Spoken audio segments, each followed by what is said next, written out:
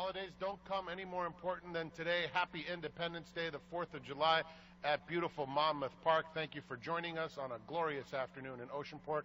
I'm track announcer Frank Miramati, joined by our in-house counsel, Director of Media Relations, handicapper extraordinaire, Mr. John F. Heims. How are you? Great. How are you? Good. You do some handicapping locally, do you not, in the newspaper? I do, every day in the Asbury Park Press. This year, not so great thus far, but we got plenty of time to make it up. Never tell people your stats because you're only as good as what happened. Did you have the last race? I don't have a choice. The stats actually are in the paper. Oh, they show every day? Yeah. Oh, they can't do that. That's not fair. That's not good at all. All right, so how long have you been doing that for them? I'm going to say 6 years. I had a couple years where I actually made a good profit in there, and then this year not so much. So John it'll turn only around. Makes guest appearances on Mondays here, so if you don't mind, there are going to be some viewers today, never seen you. How long have you been at Monmouth Park? How'd you get involved in racing? I've been here 20 years. I came here as a kid. I grew up right here in Monmouth County, so I know it all too well. All right, good deal, and he does good handicapping. He's very thorough. His lucky numbers, 4 with 1-3. Always, right? always. 4 with 1-3 just in case, but today we're going to go a little deeper than that. And John, let's kick off the program with a quick word about the United Nations yesterday, our Grade 1 event. World approval, flawlessly ridden by Florent Giroux. Tracked, pounced, and really he won by about a length and a half or so, but it seemed like a deceptive margin. They were never catching him. I agree. I think Florent, whenever he pushed that button, I mean, he was going to go right by Cement Clement. He said he let that horse set the pace for him. When he wanted to go, he went. He made the lead. I don't think anybody was getting close. I tell you who ran a huge race, though, was obviously Triple Threat, who actually stood in the gate and said, I'm not running yet, and then decided when he wanted to leave, he left, and closed really well for fourth. I think he ran probably one of the better races I've seen in quite some time. He's a beautiful animal. When he came in the paddock, he was certainly one that stood out. It's just amazing. I'm such a fan, as is Brian Skirk, our marketing manager. We love this horse. Yeah. And when he walked out, I mean, I didn't see it at first, and all of a sudden he shoots out of there. I'm like, you got to be kidding me. I don't know what the right distance is for that horse, whether he is a marathoner or what, but there is so much raw talent that once he figures it out, he could be dangerous at the absolute highest level. I thought he was going to actually get maybe into second when they turned for home. Then you got to realize he gave him such a head start. He did, yeah. That was a great race, though. All right. So, John writes all of our press releases, and I like your leads on the articles there. Good thing, you know, I like stories that have a little bit of something to them at the beginning, and I do enjoy that, I must say. All right, let's go to today's first race on the card. We're fast and firm. The rail on the turf is out 36 feet today. And we kick it off, John, with a race for 3-year-olds and up. We're going 6 furlongs. 62.50 is the claiming tag. Brad Thomas's morning line has the favorite, number 5, Bulldozer. Look, I'm very familiar with Bulldozer. This is a handkerchief moment for him. He is taking a plunge of monumental proportions. This horse was a top-notch. It doesn't show in his last, 10, 12 starts in the deal. But this horse was stakes quality and a nice horse, earner of over $500,000. Right. Does he have enough class to take care of this deal? I think the back class there is certainly enough just for Bulldozer. I do pick him right on top. Jorge Navarro, he certainly spots his horses where they can win. This horse, like you said, does take this big drop down. He's going in for 62.50 today. I just think the back class is more than enough for him to get it done this afternoon. Unfortunately, the price will be very short, but I did go with him to beat the horse just to his inside. I think it's going to be a very chalky opener today, and that's Tito Time, who makes his first start since May 29th. He was running over at Parks, ran well. His race 2 back would be enough, I think, to get it done here again, but I think he runs into Bulldozer, so I'm not sure it's going to be enough, but I will use him for second. And then for third, I took a horse that was just claimed last out. That's the 6, Bluegrass Demon. 5-4-6 for John Heims. Bulldozer ran one race I remember at Oaklawn a couple years ago that was just phenomenal. I mean, he looked like one of the top sprinters anywhere, but obviously he's seen better days. All right, second race on the card is the start of the pick 4. The last time Hissy Fit was entered, it was right during a major storm, and our handicapper of the day picked her third. But I have a feeling you might pick her a little better than Mr. Skirka did. Tell us a little bit about Hissy Fit in the background. No, in full disclosure, I am part of the ownership interest on Hissy Fit, a very small piece. I mean, even money on the line. We were entered on Friday. That race obviously got canceled when those rains came in that were, would you say, epic proportion? That was, that was something. I walked out of here, I can't even believe it still. I walked out of here into major floods. Where I had to take my shoes off, and it was pretty major, yeah. I couldn't believe that happened in like an hour, right? That it was real quick. So yeah, those races had to be canceled. There was no choice to go on that. So this horse and all these were actually entered in that race. This race comes back. I mean, Hissy Fit. I don't have any inside information. I know nothing other than the fact that there's not even going to be instructions as far as I know to the jock. Let her get out there and see what she can do. She has even money on the line. She does show speed. I mean, she can lay just off the pace if she wants to. I think the price is there. I think we're going to get a very chalky double. I'm certainly hopeful we're going to get a chalky second half of the double on Hissy Fit. I think the one that could prove the problem here is the horse just to our outside. That's Are You For Real? This horse shipping in from Penn National, goes for Steve DeMario, does very well with his horses.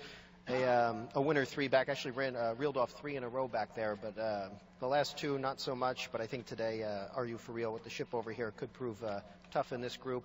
And for third, I went to the rail horse. That's Royal Cashmere. Goes back to the dirt, goes back to one turn. So should have enough foundation there. And I think Royal Cashmere could be along for the show.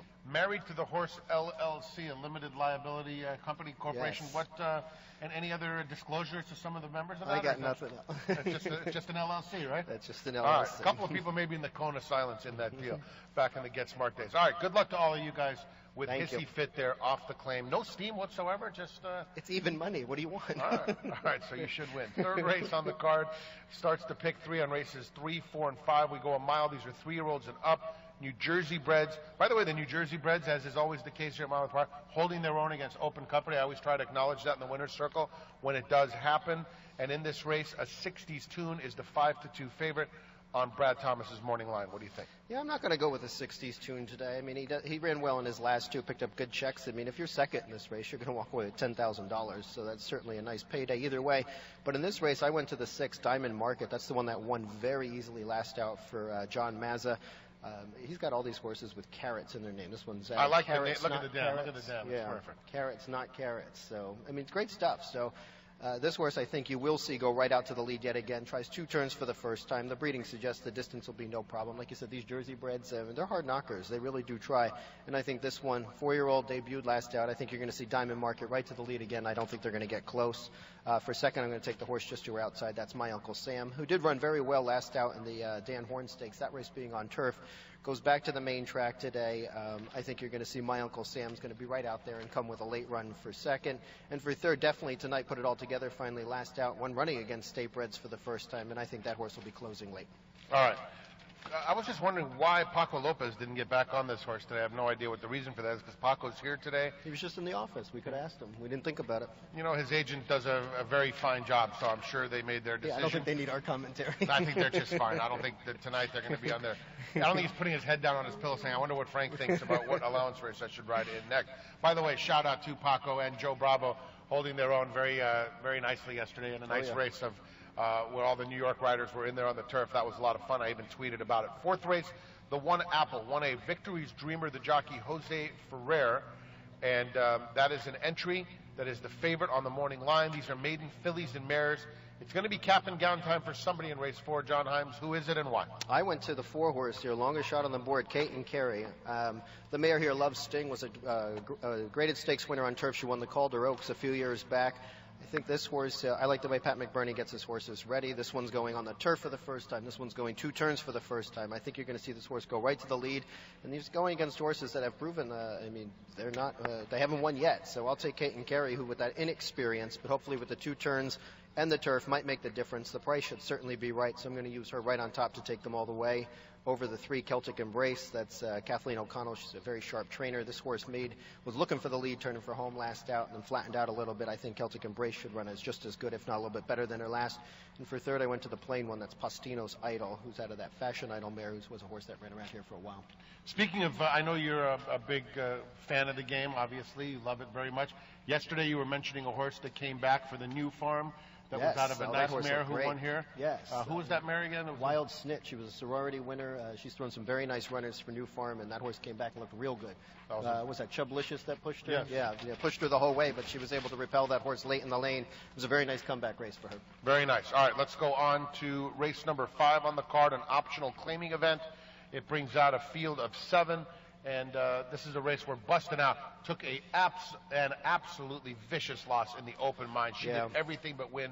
Does she get there today, or does someone catch her? I'm going to go with the scratches, I think Bustin' Out gets a better shot today. That horse goes right to the front, has incredible speed, and they will be chasing her. This is a Jersey bred who faces open today. I'm going to try to beat her with Zippity Zoom, who unfortunately is a bit of a shorter price. That horse rides a 3-race win streak into this. I think you will see Bustin' Out pop right out of the gate, go to that front, and Zippity Zoom's going to stalk. So in the lane, we'll see if Zippity Zoom can get by. But I think those are the top 2 for sure. The interesting one in here, even though it's only a 5-horse field, the interesting horse is the 5 High Holiday, who comes in off a long break, hasn't raced since February 20th down at Gulfstream, but this horse certainly has the back class to say that she'd be competitive. She won the sorority stakes here last year. I said field of 7. That's incorrect. Scratch the 6 and 7 out of there, as John noted. Scratch 6, Little Bearcat. Scratch 7, Beat Splash. With those scratches, there is no superfecta wagering. Should be noted, I missed this in the first set of changes, and I missed it just now. Let me make sure everyone knows that when we start with the 4th race today, we go into the Jersey Shore 6, and that carryover is now $21,667. That pool's getting pretty sweet. And I'll tell you what, like yesterday when they were going into the gate, you could see that there was like $9,000 bet into the pool, which is not an enormous amount of money, which makes the likelihood of being the single ticket, you know, a distinct possibility if you get some long shots along the way. It's not completely out of the question to be able to bring out the broom for yourself when there's not an overwhelming amount going in, yet at the same time, the pool is increasing. So I think it's a very good wagering opportunity. Yeah, and then you pick up that, if you are that lone ticket, and maybe it wasn't as difficult for you as it might be for somebody else, you sweep up that other $21,000. That's a nice payday. Right, and I paid 3 G's when it's a tough when it's a tough sequence anyway, even if they weren't the only ticket. All right, let's go on to the 6th, and this race is on our turf course again. A reminder, the rail is out 36 feet. 3-2 morning line for the 5. First of all, do you know how to say that name? And B, did you include that horse? Oh, you didn't even include her, so you don't have to worry about it. But what is that? So the answers were no and no anyway. All right, no and no. All right, who do you like and why? I went with Biamonte. That's the 3. Eddie Broom has this one on a very horse running very well. Won 3 in a row coming into this. I think you're going to see this horse coming with her flying late run yet again. I think Biamonte, there's no reason to suggest she's not going to put up the same races she's put up in the last several. I mean, yeah, she gets 2 pounds off her last race, but I don't think it makes any difference off of that. I think Eddie Broom, I love the way he gets his horses ready, and I think this one, again, will make it now 4 in a row. The interesting one for me was Jet Majesty, who is 6-1 on the line. I think that's going to be her pace setter, and she could prove tough. If she's able to set some pretty soft fractions up front, I think she could prove tough if she's able to do that on her own, but I'm still going to stick with Biamonte to run her down. And for 3rd, I went for the 4, Rachel Wall, Grand Motion. Anytime Grand Motion sends a horse, I always take a look.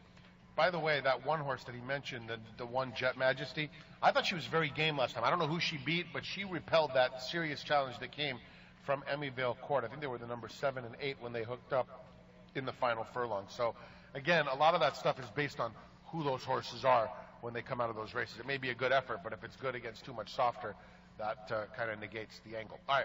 Today's 7th race is named in memory of horse owner Joel Kligman. You mentioned a Reims Award winner. Yes, and very good his son Andy, a very helpful real estate man in the community, and certainly a nice guy who has extended his hand to me in trying to find a place to live. Very good people. All right, so the 7th is named in their memory of Mr. Joel Kligman. And when you win a Reims Award, that's a pretty solid company. It is, yeah. I mean, I think we have 20 of them now. I mean, and like you said, very, very solid company. The first winner being Willard Thompson. And there you go. Yeah, I mean, you start right at the top, I guess. All right, scratch the 9. Runaway Train. Upset City won't be making any upset if she wins. She's the 9-5 favorite, but you're going to try to upset her. I am. I went for the 5 here. That's Fit for a Bull. This horse ships over from Parks with Cece Lopez aboard, a former leading rider here, and somebody who's certainly familiar with this racing surface. This horse was just awfully impressive last out at Parks off of that bit of a layoff. I think you're going to see this horse go right out for the early lead again. I think Upset City might be trying to press from the inside, but I think Fit for a Bull might be a little bit faster, so I'm going to use that one. With Upset City being stuck to her inside, I think Cece will get this horse right out of the gate. I think she's going to be very tough to catch, and I'm going to use her right on top to beat Silver Majorette. Jorge Navarro sends this one out. Has been the favorite in his last 2. Has been a bit unlucky. 5 wide last out, 4 wide the time before after a stumbling start. If she finally gets a clean trip today, she's certainly going to be right in the mix. And for 3rd, I went to the 1. This horse is very interesting here. Aubrey's the 1st. Broke its maiden first out here last summer. Came back with an okay race after that long layoff, and I think with one to build on, Aubrey's the 1st could certainly upset them here. 8-1 on the line. That was a good race, that June 10th, the 8th race there, won by Jackie's Disco. Yes. So I wouldn't be surprised to see any of those come out of there. The 8th race named after one of the all-time great distaffers in thoroughbred racing, and that's the Ladies' Secret Stakes. Scratch the 5. Cayman Croc. Did you ever have the privilege of seeing Lady Secret in person? I don't think so. I'm not sure. A while back. You would have been a very young individual back then. You are slightly older. All right. What about the mile and 70-yard Feach this afternoon? Who is it and why? This is a great race. I mean, for $100,000, this might as well be a graded race. I mean, the horses in here are fantastic. And I wound up going to the 1 horse, that Genre, the Bernardini filly. Ran well in the OBA last out down at Delaware. I think you're going to see this horse. Before that, was a 2 in a row, including a win at Keeneland, which is always tough competition. Sure. I think Genre, with that rail draw today, she puts herself wherever she wants to be. I suspect she'll be stalking the early pace, be very close. When they turn for home, I think you're going to see Genre right in the mix here. Victor LeBron, very talented rider. I think Genre for the price is the one to play here. Over the 6, that's Eskin for Money, who obviously has some has really good talent, is a grade 2 placed runner. She was in the Monmouth Oaks here last year. She did finish second in that race. She certainly has the back class. She's a winner last out up at Belmont. Eskin for Money gets Joe Bravo aboard. I got a Pletcher Exacta. And for third, I mean, I have to go with Chad Brown here. This horse is fantastic. I was going to ask you about her. What do you think of her? I mean, how you don't get much better breeding than that. You got Bernardini out of Pilfer, who makes her a full sister to honor and serve, who won the Florida Derby and is now a stallion. Yes, Gainesway. Yes, Live Oak Plantation was the owner of that one. The horse standing over at Gainesway, right? I think you're right on that. Definitely right. Yeah. So Angela Renee, there's certainly a lot to like about her other than the price, but I think those are the 3 here, and I'll take the highest price of the 3 to win it all. I was just wondering about Angela Renee. Like, what do we do with her? You know, she's earned $500,000 very quietly, but she's only won 3 races, and her last win did come a couple of starts ago. I was wondering what you were. I was very interested in your thoughts on her today, because I think she's going to get hammered, and I just don't know whether one of these others might be able to beat her. And you're saying there are some options. By the way, Todd A. Pletcher having a fantastic meet here with Mr. Shimetta at the helms for them, doing a very, very nice job. Always does. Always does. But this meet in particular, they're doing very well. All right, we close it out with a maiden $10,000 race. Had a pretty exciting race to close out yesterday's program. And that was the end of a contest as well. I guess the Queen's Plate might have been the end of the contest physically, but it was quite a contest yesterday with a couple of seats going to the NHC right here at Monmouth Park. Yeah, I mean, Brian Skirka, the commissioner, always does a great job with those contests. Yes, Commissioner got a write-up from in the Daily Racing Forum or somewhere or another, or a tweet. I think maybe Brent Sumger or someone else was quoted about the commission taking care of business. He used to be a trainer up in Northern California. Yes. I remember the name, sure. Now all he's doing is firing away. That's a perfect thing, right? That's fun. Living large. All right, who do you like in the night? 6 to 5. On or against? You're on. Okay. Yes, I mean, I opened with chalk. I'm going to close with chalk. Connectable here. I mean, Quiet Winter Farm, who was our leading owner at the meet, the aforementioned J. Willard Thompson, the trainer. This horse drops down from 25 down to 10. I don't see any reason why this horse won't be odds on, and I don't see any reason why this horse can't. The only question would be clearly the first 2 timers, the 2 first timers rather. That's the one Early's Alexander and the 2 Chubby Hoo Hoo.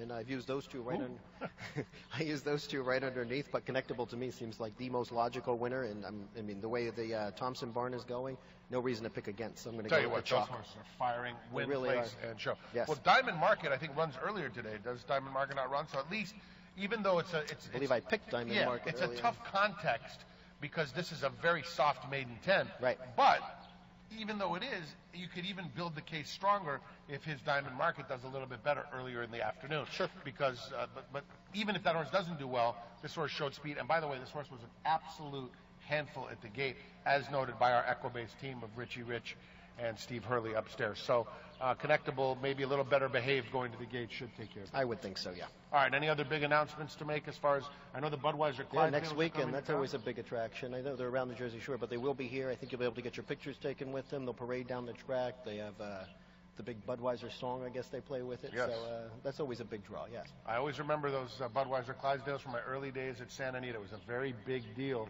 And they used to bring the starting gate into motion for every race, especially the route races. It was quite a bit of fun. Yeah. So I know the fans love the Budweiser Clydesdales, those big stockings, very popular commercials that we've seen during the Super Bowls, etc. All right, that wraps up our handicapping seminar for today. This right here is a sire of twins and 3 children altogether. He's John Heims. He's the head of publicity. He's our in-house counsel, and you can find his picks every day in the Asbury Park Press. Nice to hang out with you. Thank you. We'll see you on Labor Day. Is that correct? Mark me down. He's a layoff until the next Monday racing program, which will be on Labor Day. Happy 4th of July, ladies and gentlemen. Have fun today.